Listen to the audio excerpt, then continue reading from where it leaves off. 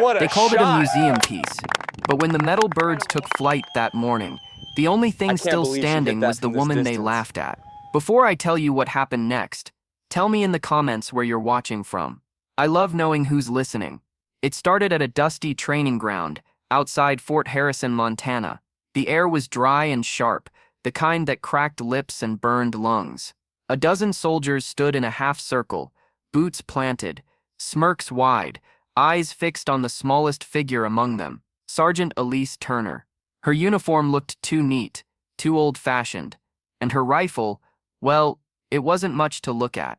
The barrel was scratched, the scope clouded.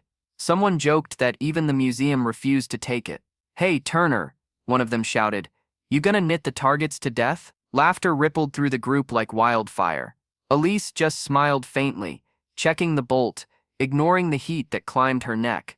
Inside, though, she felt the sting, that deep, quiet humiliation of being underestimated again. She had been transferred here after an injury overseas, one that left her right hand weaker and her reputation dented. Word spread fast in military circles. The one-handed shooter, the lucky survivor. They said she only made it back because someone else didn't. Today was her first field test since then. She was supposed to prove she could still shoot straight. Instead, she'd become a joke before the first round fired.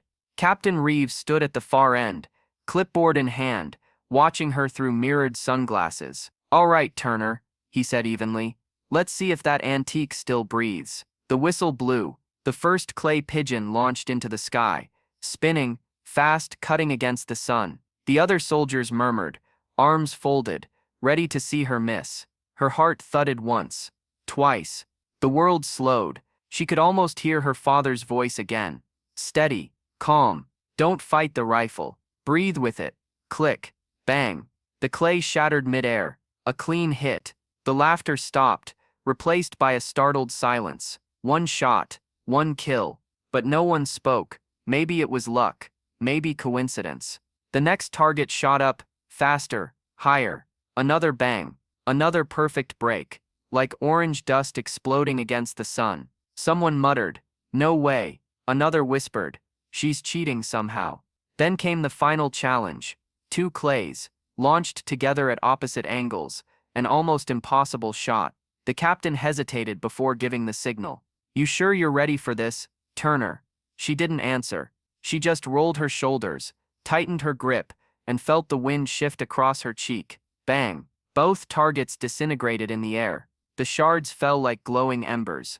For a long second, no one moved. The entire training yard seemed to breathe again all at once. Then one soldier let out a low whistle, another clapped, and within moments the silence turned into a storm of cheers and stunned laughter. Captain Reeves slowly lowered his sunglasses, his voice softer now. "Sergeant Turner, remind me never to doubt a woman with a broken rifle." Elise exhaled, the tension in her shoulders finally melting away. But what they didn't know was that the rifle wasn't broken. It was her father's, the same one he'd carried before he died in service. Every scratch on that steel had a story, and every round she fired carried his memory forward. When she packed up her gear that evening, the younger recruits approached her, not to mock, but to ask questions, to learn. For the first time in months, she smiled without holding back. Because sometimes it's not the weapon that's broken, it's the way people see the one holding it. And that day she fixed more than just her aim. She fixed their faith in quiet strength. Because respect isn't demanded, it's earned, one shot at a time. And when the dust settled, her father's rifle gleamed in the sunlight, as if it had been waiting all along to speak again. If this story moved you, hit subscribe and share your thoughts in the comments. I love reading your reflections. They remind me that courage still lives in the quietest hearts.